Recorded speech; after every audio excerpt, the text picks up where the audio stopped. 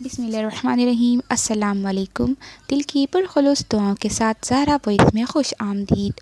ام المومنین حضرت عائشہ صدیقہ رضی اللہ تعالی عنہ فرماتی ہیں کہ حضرت رسول خدا صلی اللہ علیہ وآلہ وسلم کی بیویوں میں مجھے اتنا رشک کسی پر نہ آتا تھا جتنا خدیجہ پر، حالانکہ میں نے ان کو دیکھا بھی نہ تھا، بس اتنی بات تھی کہ حضور نبی کریم صلی اللہ علیہ وآلہ وسلم ان کو اکثر یاد کیا کرتے تھے۔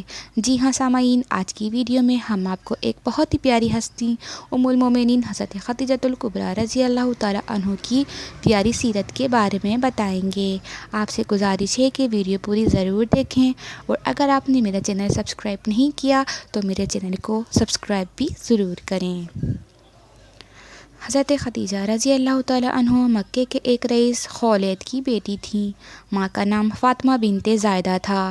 ماں باپ دونوں قریش خاندان سے تھے۔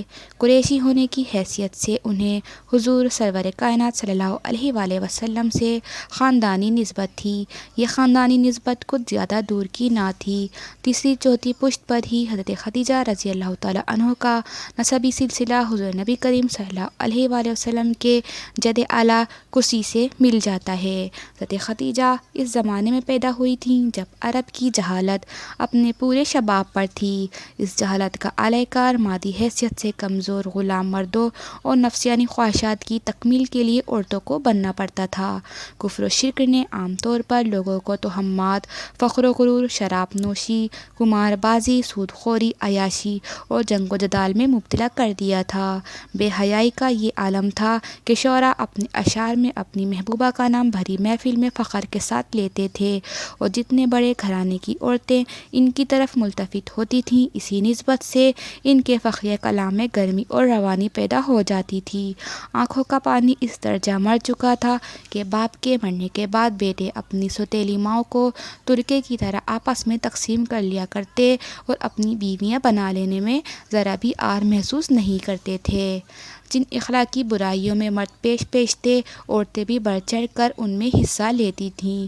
ایسے بگڑے ماحول اور گندے معاشرے میں حضرت خدیجہ رضی اللہ تعالی عنہ شرم و حیا اور پاک دمنی کے اس مقام پر فائز تھیں کہ لوگ انہیں طاہرہ کے لقب سے یاد کرتے تھے۔ کبریٰ لقب پڑھنے کی وجہ یہ ہے کہ وہ تمام امہات المومنین میں بزرگ و برتر تھیں، اور ام المومنین کا خطاب اللہ تعالیٰ نے حضور صلی اللہ علیہ وآلہ وسلم کی تمام ازواج مطہرات کو عطا فرمایا تھا۔ ام المومنین حضرت خدیجہ الکبریٰ رضی اللہ تعالی عنہ ایک معزز اور مالدار باپ کی خوبصورت اور نیک سیرت بیٹی تھیں، اس لیے ان کے بالغ ہوتے ہی قریش کے بڑے بڑے گھرانوں سے شادی کے پیغامات آنے لگے۔ چنانچہ ایک صاحب ریاست و امارت گھرانے کے ایک نوجوان ابو ہالہ سے شادی ہوئی۔ ابو ہالہ سے ان کے دو لڑکے ہوئے، ایک ہالہ، دوسرا ہند۔ ہالہ نوجوانی میں ایک حادثے کا شکار ہوا، ہند نے کافی عمر پائی، وہ مسلمان ہوئے اور ایک لڑائی میں کام آئے۔ ابو ہالہ زیادہ دنوں زندہ نہیں رہے، شادی سے کچھ سال بعد ان کا انتقال ہو گیا۔ ان کے انتقال کے بعد حضرت خدیجہ نے عتیق بن عائد سے عقد کر لیا۔ عتیق بھی ایک بڑے گھرانے مخزومی قبیلے سے تعلق رکھتے تھے۔ ان سے صرف ایک لڑکی پیدا ہوئی، اس لڑکی کا نام بھی ہند تھا۔ ہند نے آگے چل کر اسلام قبول کیا اور صاحب اولاد ہوئیں۔ ممتاز صحابی حضرت محمد مخزومی رضی اللہ تعالی عنہ انہی کے بطن سے تھے۔ دوسرے شوہر عتیق بھی جلد ہی چل بسے۔ اسی زمانے میں حضرت خدیجہ کے والد خولید مشہور لڑائی حرب الفرجار میں مارے گئے، اور حضرت خدیجہ رضی اللہ تعالی عنہ دوسری بار بیوہ ہونے کے ساتھ یتیم بھی ہو گئیں۔ حالانکہ باپ ایک تاجر پیشہ اور مالدار شخص تھے، اس لیے ان کے بعد حضرت خدیجہ رضی اللہ تعالی عنہ ایک بڑی جائیداد کی مالک ہوئیں۔ اس وقت ان کی عمر 30 سال کی تھی۔ اب بھی بہت سے لوگوں نے ان سے شادی کرنا چاہی، لیکن انہوں نے انکار کر دیا۔ وہ ایک عقل مند اور باہمت خاتون تھیں۔ انہوں نے اپنے باپ کی چھوڑی ہوئی جائیداد کی طرف توجہ کی اور کاروبار کو سنبھالا۔ کاروبار کے سلسلے میں انہوں نے یہ طریقہ اختیار کیا کہ کسی تجربے کار اور دیانتدار آدمی سے معاملہ کر لیتیں۔ پھر جب تجارتی قافلے مکے سے سامان تجارت لے کر باہر جاتے تھے تو ان کے ساتھ حضرت خدیجہ کا مال بھی ہوتا۔ قافلے کی واپسی پر حساب کتاب ہو جاتا اور حصہ رسد و فریقین کو نفع مل جاتا۔ حضرت خدیجہ نے اس طرح 10 برس تک کاروبار کو چلایا۔ اس کے لیے انہیں ایک امین اور خوش معاملہ آدمی کی مستقل تلاش رہی۔ وہ اپنے غلاموں سے لوگوں کے نجی حالات دریافت کیا کرتی تھیں۔ آخر انہیں اس میں کامیابی ہوئی، ایسی کامیابی جو ان کے خواب و خیال میں بھی نہ آ سکتی تھی۔ وہ چند روزہ دنیاوی تجارت کو فروغ دینے کے لیے ایک بہترین شریک کار کی تلاش کر رہی تھیں۔ خوش قسمتی سے انہیں وہ مبارک اور برگزیدہ ہستی مل گئی جس سے آگے چل کر ہمیشہ رہنے والی آخرت کی زندگی کا سودا ہو گیا۔ اس ہستی نے ان کو اخروی تجارت کے سامان سے مالا مال کر دیا۔ محمد رسول اللہ صلی اللہ علیہ وآلہ وسلم اس وقت 25 سال کے ہو چکے تھے۔ اپنے چچا ابو طالب کے ساتھ رہ کر آپ نے تجارت میں اچھا خاصا تجربہ حاصل کر لیا تھا۔ آپ کی صداقت، دیانت اور خوش معاملگی کا چرچا خاص و عام کی زبان پر تھا۔ حضرت خدیجہ نے سنا تو ایک شخص کے ذریعے کہلایا کہ اگر آپ میرے شریک کار ہو جائیں تو میں جو معاوضہ دوسروں کو دیتی ہوں اس سے 2 گنا آپ کو دوں گی۔ حضور نے اپنے چچا ابو طالب سے مشورہ کر کے منظور کر لیا اور حضرت خدیجہ کا مال لے کر ایک قافلے کے ساتھ شام کی طرف روانہ ہو گئے۔ حضرت خدیجہ نے اپنے غلام میسرہ اور ایک رشتہ دار خزیمہ کو آپ کے ساتھ کر دیا۔ واپسی پر حضرت خدیجہ نے دیکھا کہ اس دفعہ تجارت میں 2 گنا منافع ہوا۔ انہوں نے اپنے دونوں آدمیوں سے سفر کا حال پوچھا تو دونوں نے حضور کے پاکیزہ اخلاق اور پسندیدہ اطوار کی بے حد تعریف کی۔ اب خدیجہ کے دل میں خود بخود آپ سے شادی کرنے کی تمنا پیدا ہوئی، لیکن اس تمنا کے ظاہر کرنے میں وہ بڑی جھجک محسوس کر رہی تھیں۔ غیور خاتون تھیں، اس لیے سوچ رہی تھیں کہ بڑے بڑے متمول قریشیوں کے پیغام نکاح رد کر چکی ہوں، اب ایک غیر دولت مند شخص سے شادی کر لینے پر لوگ نہ جانے کیا کہیں۔ نیز یہ بھی خیال آتا تھا کہ ان کی عمر 40 سال کی ہے اور حضور صلی اللہ علیہ وآلہ وسلم کی عمر 25 سال، عمر کے اعتبار سے بھی جوڑ نہیں، معلوم نہیں حضور قبول فرمائیں یا انکار کر دیں۔ الغرض اسی ذہنی الجھن سے وہ بے چین رہنے لگیں۔ حضرت خدیجہ رضی اللہ تعالیٰ عنہ نہایت پختہ ارادہ اور فہیم خاتون تھیں۔ انہوں نے اس معاملے کو نہایت سلیقے سے طے کیا۔ انہوں نے اپنی ایک سہیلی نفیسہ کو اپنا رازدار بنا کر حضور صلی اللہ علیہ وسلم کی خدمت میں بھیجا۔ نفیسہ نے بڑی خوبصورتی سے اس مسئلے کو حضور کے سامنے پیش کیا۔ آپ حضرت خدیجہ کی سیرت سے بخوبی واقف تھے۔ آپ نے نفیسہ کی تجویز منظور کر لی، اپنے چچا ابو طالب سے ذکر کیا، انہوں نے بھی پسند کیا۔ حضرت خدیجہ کی مراد بر آئی اور حضور نبی کریم صلی اللہ علیہ وآلہ وسلم سے ان کا نکاح ہو گیا۔ اس وقت حضرت خدیجہ کی عمر 40 برس اور ہمارے نبی کریم صلی اللہ علیہ وآلہ وسلم کی عمر 25 برس تھی، اور جب تک آپ حیات رہیں حضور نبی کریم صلی اللہ علیہ وسلم نے دوسری شادی نہیں کی۔ عام طور پر دیکھا جاتا ہے کہ 40 سال کی عمر کو پہنچ کر انسان کی فکر و عادات میں ایسی پختگی آ جاتی ہے کہ پھر وہ آسانی سے انہیں دوسری طرف موڑ نہیں پاتا، اور اگر اس کی فکر و عادت کی پشت پر مال و دولت کی طاقت ہو تو پھر ان کا موڑنا اور بھی مشکل ہو جاتا ہے۔ لیکن حضرت خدیجہ اس سے مستثنیٰ ہیں۔ وہ رئیس ذاتی تھیں، ایک کے بعد دیگرے 2 رئیسوں سے شادی کر کے عیش و آرام کی زندگی گزار چکی تھیں۔ انہیں اپنی 40 سالہ زندگی کے ہر دور میں خوشی و مسرت حاصل رہی۔ وہ اب رئیس تھیں، ہو سکتا تھا کہ مالدار ہونے اور مالدار گھرانوں سے وابستہ ہونے پر ناز و نعم میں پلی ہوئی عورتوں کی طرح بد مزاج، مغرور اور ضدی ہوتیں، اور یہ بھی ہو سکتا تھا کہ حضور کو غریب جان کر خاطر میں نہ لاتی اور بات بات میں دبانے کی کوشش کرتیں، لیکن وہ ایک عالی ظرف، نہایت سلامت روح انسان تھیں۔ اس شادی کے بعد 25 سال تک زندہ رہیں۔ 25 سال کی اس طویل مدت میں ہمیں ایک واقعہ بھی ایسا نہیں ملتا جس سے پتہ چل سکے کہ انہوں نے حضور کی مرضی کے خلاف کوئی ادنیٰ کام بھی کیا ہو۔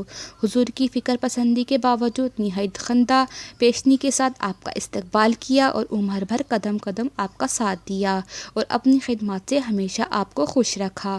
ابھی تک حضرت خدیجہ نے حضور کو دور سے دیکھا تھا، حضور کی دیانت، صداقت، خوش اخلاقی کے چرچے سنے تھے۔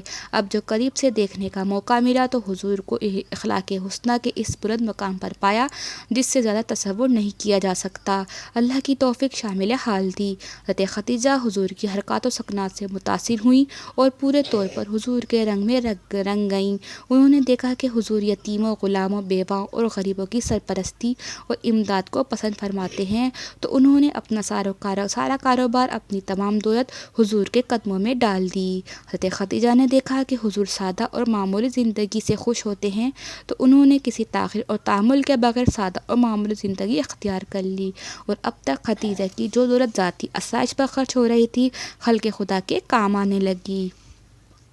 حضور دیکھ رہے تھے کہ چچا ابو طالب کی مالی حالت اچھی نہیں، ان پر گھر کے خرچ کا بہت زیادہ بوجھ ہے، اس لیے آپ نے حضرت خدیجہ سے علی ابن طالب کو اپنی کفالت میں لینے کا مشورہ کیا۔ حضرت خدیجہ فوراً راضی ہو گئیں۔ حضور کے ساتھ حضرت علی بھی حضرت خدیجہ کے گھر رہنے لگے۔ اس وقت ان کی عمر 5 سال کی تھی۔ کون کہہ سکتا ہے کہ ان کی پرورش و پرداخت اور انہیں پروان چڑھانے میں حضرت خدیجہ کا ہاتھ نہیں۔ حضرت خدیجہ حضور سے اس درجہ محبت کرتی تھیں کہ بیسیوں لونڈیوں اور غلاموں کے باوجود وہ حضور کی خود خدمت کرتی اور خدمت کر کے مسرت محسوس کرتی۔ نزول وحی سے پہلے جب حضور غار میں گوشہ نشین رہنے لگے، اس وقت حضرت خدیجہ ضرورت کا سامان خود لے جا کر دے کر آتی۔ غار حرا ان کے مکان سے تقریباً 300 میل کی دوری پر تھا۔ حضرت خدیجہ سے شادی ہونے کے 15 برس بعد اللہ تعالیٰ نے حضور صلی اللہ علیہ وسلم کو منصب نبوت سے سرفراز فرمایا۔ غار حرا میں پہلی بار جب آپ پر وحی کا نزول ہوا تو نبوت کی اہم ذمہ داریوں کے احساس سے آپ کے قلب مبارک پر ایک طرح کا درجہ طاری ہو گیا۔ آپ وہاں سے گھر تشریف لائے، آ کر لیٹ گئے۔ حضرت خدیجہ سے فرمایا مجھے کپڑا اڑا دو۔ حضرت خدیجہ نے اڑا دیا۔ کچھ دیر بعد جب آپ کا دل قابو میں آیا تو حضرت خدیجہ سے نزول وحی اور راہ نبوت کے خطرات کا ذکر کیا۔ اس موقع پر اگر کوئی دوسری عورت ہوتی تو یہ انوکھا ماجرا سن کر گھبرا جاتی یا معاملہ ہی سمجھ میں نہ آتا، لیکن حضرت خدیجہ جیسے پہلے سے یقین کیے بیٹھی تھیں کہ جو ہستی انسانیت کا مکمل نمونہ ہے، اسے اللہ کا رسول ہی بننا چاہیے، وہ نہ تو گھبرائی اور نہ ہی ان کے دل میں کسی قسم کا وسوسہ پیدا ہوا۔ وہ معاملے کی نوعیت کو ٹھیک سمجھ گئی۔ انہوں نے آپ کو تسلی دی، آپ کی صلہ رحمی، صداقت، دیانت، خوش معاملگی، غربا نوازی، یتیم پروری اور دیگر خوبیوں کو سراہتے ہوئے کہا نہیں، ہرگز نہیں، آپ کو کوئی خطرہ نہیں، خدا آپ کو رسوا نہیں کرے گا۔ آپ قرابت داروں کا حق ادا کرتے ہیں، لوگوں کے بوجھ اٹھاتے ہیں، فقیروں اور مسکینوں کی امداد فرماتے ہیں، مسافروں کو مہمان رکھتے ہیں اور انصاف و حق کے خاطر مظلوموں کے کام آتے ہیں۔ خدا آپ کا ساتھ ہرگز نہ چھوڑے گا۔ اس موقع پر حضرت خدیجہ کبریٰ رضی اللہ تعالیٰ عنہ نے نفسیاتی اعتبار سے ایک بڑی ذہانت کا کام کیا۔ ان کے ایک قریبی رشتہ دار ورقہ بن نوفل تھے۔ وہ انبیاء کرام کی تعلیم اور ان کے طریقے دعوت سے واقف تھے۔ عرب کی بت پرستی اور رسم و رواج اور توہمات سے متنفر ہو کر عیسائی ہو گئے تھے۔ حضرت خدیجہ نے یہ سمجھ لیا کہ اگر حضور کا یہ ماجرا وہ سنیں تو یقین ہے ضرور تصدیق کریں گے اور اس سے حضور کے قلب کو تقویت پہنچے گی۔ چنانچہ وہ آپ کو لے کر ان کے پاس گئی۔ حضرت خدیجہ کا خیال صحیح ثابت ہوا۔ ورقہ بن نوفل نے وحی کا واقعہ سن کر کہا یہ تو وہی ناموس ہے جو حضرت موسیٰ کے پاس آیا تھا۔ اے کاش کہ میں اس وقت تک زندہ رہتا جب تمہاری قوم تم کو نکال دے گی۔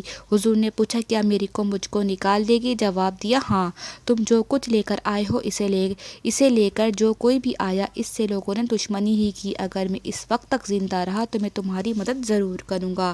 اس گفتگو کے بعد حضرت خدیجہ حضور کو لے کر گھر چلی آئیں۔ اس کے تھوڑے دنوں بعد ورقہ بن نوفل کا انتقال ہو گیا۔ عام بات ہے کہ عورت کو بڑھاپے میں شوہر سے زیادہ اولاد سے محبت ہوتی ہے، لیکن حضرت خدیجہ کا معاملہ اب دوسرا تھا۔ حضور اب شوہر سے بڑھ کے رسول خدا تھے۔ اب معاملہ شوہر کی رضا کا نہیں بلکہ رضائے الہی اور خوشنودی رسول کا تھا۔ اب معاملہ اس دنیا کی چند روزہ زندگی کا نہ تھا بلکہ اس دنیا کی زندگی کا تھا جو چند روزہ نہیں دائمی ہے۔ چنانچہ ام المومنین حضرت خدیجہ کبریٰ نے اس دنیا آخرت کو سامنے رکھ کر اپنے کو سنوارنا شروع کیا اور اپنی اولاد کی زندگی کا انحصار بھی اسی دنیا کی کامیابی پر رکھا، اور اس کے لیے رضا الہی، محبت رسول اور حمایت اسلام کو بنیاد بنا کر اپنی اولاد کو پوری تربیت دینا شروع کی، اور الحمدللہ وہ اس میں کامیاب ہوئیں۔ دین اسلام کے ابتدائی ایام میں ایک بار جب رسول خدا صلی اللہ علیہ وسلم نے حرم کعبہ میں جا کر توحید کا اعلان کیا تو دفعتاً ایک ہنگامہ برپا ہو گیا۔ کفار قریش کے نزدیک کعبے میں توحید کا اعلان حرم کی سب سے بڑی توہین تھی۔ چنانچہ ہر طرف سے لوگ آپ پر ٹوٹ پڑے۔ یہ خبر سن کر سب سے پہلے جو شخص حضور نبی کریم صلی اللہ علیہ وسلم کی مدد کو پہنچا وہ رسول کریم صلی اللہ علیہ وسلم کے ربیب یعنی حضرت خدیجہ کے جانباز بیٹے حالہ تھے۔ وہ بلا تعامل بیچ میں کود پڑے۔ ان کی اس مداخلت سے حضور تو محفوظ رہے مگر چاروں طرف سے ان پر اتنی تلواریں پڑیں کہ وہ جانبر نہ ہو سکے۔ اسلام کی کی راہ میں جان کی پہلی قربانی اسی محترم ماں کے جاباز بیٹے نے پیش کی، جس نے مرد و عورتوں میں سب سے پہلے اسلام قبول کیا۔ حالانہ تو ابتدائی جوانی میں جب انسان کا جوش و خروش پورے عروج پر ہوتا ہے، قربانی پیش کی تھی۔ حضرت خدیجہ الکبریٰ نے اپنے ننھے بچوں میں یہ جذبہ پیدا کر دیا تھا کہ کمزور اور کمسن ہوتے ہوئے کفار کو ڈانٹ دیا کرتے تھے۔ ایک اور واقعہ ہے کہ ایک دن نبی کریم صلی اللہ علیہ وسلم کعبے میں نماز پڑھ رہے تھے، سجدے میں تھے کہ ابو جہل کے اشارے سے ایک شخص نے اونٹ کی اوچھ لا کر آپ پر ڈال دی اور اس طرح حضور کو صدمہ پہنچا کر خوشی کا اظہار کرنے لگے۔ یہ خبر حضرت فاطمہ کو ہوئی تو اس وقت ان کی عمر 5 سال تھی، لیکن وہ دوڑ کر گئیں اور اس کم سنی میں نہایت جرأت اور بے باکی کے ساتھ کافر کو سست کہا اور حضور کے اوپر سے اونچ ہٹا دی۔ حضرت فاطمہ حضرت خدیجہ کی سب سے چھوٹی بیٹی تھیں۔ جب قریش مکہ نے اسلام کے شیدائیوں کو مکے میں رہنا دھوبر کر دیا تھا، حالات ناقابل برداشت دیکھ کر حضور نے مسلمانوں کو حبشہ کی طرف ہجرت کر جانے کی اجازت دی۔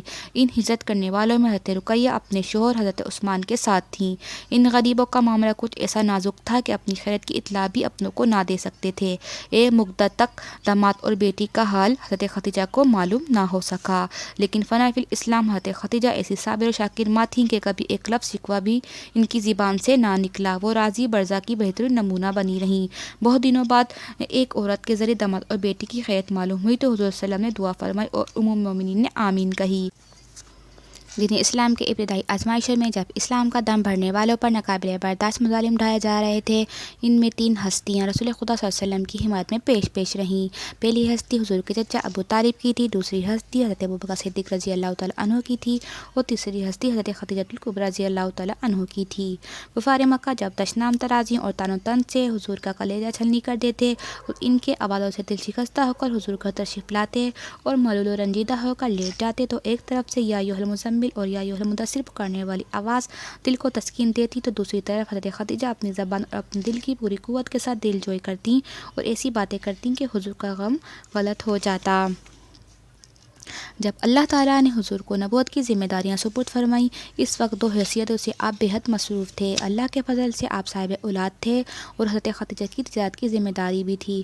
ایک تحریک کی مصروفیت اور اس کی ذمہ داریوں کے ساتھ گھریلو زندگی کا نظم ایک داعی کے لیے بڑا مشکل اور دشوار ہوتا ہے، لیکن اللہ کے ہزاروں رحمتیں حضرت خدیجہ پر۔ انہوں نے جیسے ہی دیکھا کہ دین اسلام کی ذمہ داری حضور کے سر پر آئی، ویسے ہی گھر کا سارا نظام اپنے کندھوں پر لے لیا۔ چھوٹے بڑے بچوں کی دیکھ بھال، گھر کی نگرانی اور خانہ داری کے بندوبست سے حضور کو بالکل فارغ کر دیا اور نبی کریم صلی اللہ علیہ وسلم بالکل یکسو ہو کر دین اسلام کی دعوت تبلیغ میں لگ گئے۔ دین اسلام کی حمایت میں کفار مکہ کو وہ ہاتھ تو نظر نہ آتا تھا جو پردہ غیب سے حضور کی پشت پناہی کرتا تھا، لیکن وہ ابو طالب، ابو بکر اور خدیجہ الکبریٰ کی حمایت کو دیکھتے تھے۔ وہ دست غیب سے تو پنجہ آزمائی نہیں کر سکتے تھے، مگر ان تینوں بزرگوں کو دبانے کی کھلی اور چھپی ہر طرح کی کوشش کرتے رہتے تھے، لیکن ان کی ایک بھی پیش نہ گئی۔ وہ رسول خدا کو دعوت دین سے روک نہ سکے۔ انہوں نے اسلام لانے والوں کو ہر طرح سے ستا کر دیکھ لیا، مگر کہیں بھی انہیں کامیابی نہ ملی۔ الٹے وہ یہ دیکھ رہے تھے کہ اس تحریک کو جتنا ہی دبایا جاتا ہے اتنا ہی ابھر رہی ہے۔ جو محمد صلی اللہ علیہ وسلم سے ملتا ہے قریش مکہ کے گروہ سے کٹ جاتا ہے۔ مختلف قسم کی جدوجہد سے ناکام ہو کر انہوں نے رسول خدا صلی اللہ علیہ وسلم کے مکمل بائیکاٹ کا منصوبہ بنایا۔ سب نے مل کر ایک معاہدہ کیا کہ جب تک بنی ہاشم دین اسلام کے قائد کو برائے قتل ہمارے حوالے نہ کرے، ان سے رشتہ ناتا، لین دین، ملنا جلنا، خرید و فروخت اور تمام انسانی تعلقات ختم۔ یہ معاہدہ لکھ کر کعبے کے دروازے پر لٹکا دیا گیا۔ اب بنی ہاشم کا مکے والوں کے درمیان رہنا ناممکن ہو گیا۔ رئیس خاندان ابو طالب مجبوراً بنی ہاشم کو لے کر اپنے مقبوضہ پہاڑی درے پہ چلے گئے۔ یہ درہ انہی کے نام شعیب ابی طالب سے مشہور تھا۔ اس وقت اگر حضرت خدیجہ چاہتی تو دین اسلام کی حمایت ترک کر کے بخوشی قوم کے ساتھ باعزت طور سے رہ سکتی تھیں، لیکن بہمت ام المومنین نے دین اسلام کی حمایت میں قوم کو ٹھکرا دیا اور اسلام کی خاطر شعیب ابی طالب میں رہنا گوارا کیا۔ کفار نے ناکہ بندی کی کہ کھانے پینے اور زندگی بسر کرنے کی کوئی چیز درے میں نہ جائے اور نہ کوئی شخص درے سے نکل کر کوئی چیز حاصل کر سکے۔ ان کا خیال تھا کہ مجبور ہو کر ایک نہ ایک دن بنی ہاشم کندھے ڈال دیں گے۔ یہ بائیکاٹ 2-4 دن اور 10-5 مہینوں کا نہ تھا، بلکہ 3 برس ان غریبوں پر دانہ پانی بند رہا۔ اس عرصے میں کیا کیا مصیبتیں ان غریبوں نے جھیلیں، اس کا اندازہ کوئی نہیں کر سکتا۔ اس کٹھن وقت میں حضرت خدیجہ کا کردار سب سے زیادہ نمایاں تھا۔ دین اسلام کی تاریخ بتاتی ہے کہ بائیکاٹ 3 برس کے بعد ختم ہوا۔ اس سے بھی حضرت خدیجہ الکبریٰ رضی اللہ تعالیٰ عنہ کے پس پردہ کارناموں کی جھلک نمایاں ہوتی ہے۔ اس وقت حضرت خدیجہ الکبریٰ رضی اللہ تعالیٰ عنہ کی عمر 60 سال کی تھی۔ اس ضعیفی میں بھی ام المومنین نے جس ہمت و جرأت، صبر و استقامت اور اصرار و حمایت کا ثبوت دیا وہ خواتین کے لیے بہترین اسوہ ہے۔ آل ہاشم شعیب ابی طالب کی آزمائشوں سے کامیاب واپس ہوئے، لیکن ان آزمائشوں کی جانے کا تکلیفوں اور روح فرسا اذیتوں نے دو ضعیف العمر بزرگوں کی صحت کو گھلا دیا، ایک ابو طالب، دوسری حضرت خدیجہ۔ ان کی صحت پھر سنبھل نہ سکی اور تھوڑے ہی دنوں کے بعد وہ دونوں اللہ کو پیارے ہو گئے۔ ان دونوں کے انتقال سے دین اسلام دو ظاہری اور بڑے سہاروں سے محروم ہوا۔ ان دو ظاہری سہاروں کے اٹھ جانے سے رسول خدا کو جو صدمہ اور غم ہوا اس کا اندازہ دوسرا نہیں کر سکتا۔ حضور اکثر اس سال کو عام الحزن یعنی غم کا سال فرمایا کرتے تھے۔ یہ سال حقیقت میں رسول خدا اور دین اسلام کے لیے غم کا سال تھا۔ ابو طالب و حضرت خدیجہ اپنے رسوخ اور وجاہت کے اثر سے کام لے کر اسلام کی حمایت میں دیوار کا کام کر رہے تھے اور ان کی وجہ سے قریش حضور پر ہاتھ ڈالتے ہوئے جھجکتے تھے۔ اس دیوار کا ہٹنا تھا کہ قریش مکہ کو اب کسی کا پاس اور لحاظ نہ رہا۔ اب وہ دین اسلام کے قائد ہی کو ختم کرنے کے لیے منصوبے بنانے لگے۔ اللہ تعالیٰ نے حضور نبی کریم صلی اللہ علیہ وآلہ وسلم کو ہجرت کا حکم دیا اور آپ مدینہ ہجرت فرما گئے۔ ام المومنین حضرت خدیجہ کے انتقال کے بعد حضور نے متعدد شادیاں کیں اور تمام ازواج مطہرات اپنی خداداد صلاحیتوں سے رسول خدا اور دین اسلام کے ساتھ پورا تعاون کیا، لیکن حضرت خدیجہ کی وفات حضور کی زندگی میں جو خلا پیدا ہوا وہ عمر بھر پر نہ ہو سکا۔ حضور کے دل پر ام المومنین حضرت خدیجہ کی جدائی سے جو گہرا زخم لگا تھا وہ مندمل نہ ہوا۔ آپ عمر بھر اسلام کی اولین علمبردار اور اپنی پہلی رفیقہ حیات کو یاد فرماتے رہے۔ آپ ان کی مالی قربانیوں کو یاد کرتے، ان کے سارے نفس کو یاد فرماتے، ان کے ذریعے مشوروں اور تسلی بخش جملوں کو یاد فرماتے، یہاں تک کہ ان کی نشانی دیکھتے یا ان کی کسی سہیلی یا بہن کی آواز سن لیتے تو یاد فرماتے اور آپ دیدہ ہو جاتے۔ اللہ کی ہزار رحمتیں ہوں ام المومنین حضرت خدیجہ الکبریٰ رضی اللہ تعالیٰ عنہ پر، جن سے رسول خدا خوش رہے اور تمام امت یاد فرماتے رہے۔ اللہ کی ہزار رحمتیں ہوں ام المومنین حضرت خدیجہ پر، جنہوں نے ایمان لانے میں سب سے پہلے سبقت کی۔ اللہ کی ہزار رحمتیں ہوں حضرت خدیجہ پر، جنہوں نے دین اسلام کی جڑوں کو اپنی جان، اپنے مال، اپنی اولاد، اپنی ساری صلاحیتوں کے ذریعے مضبوط کیا۔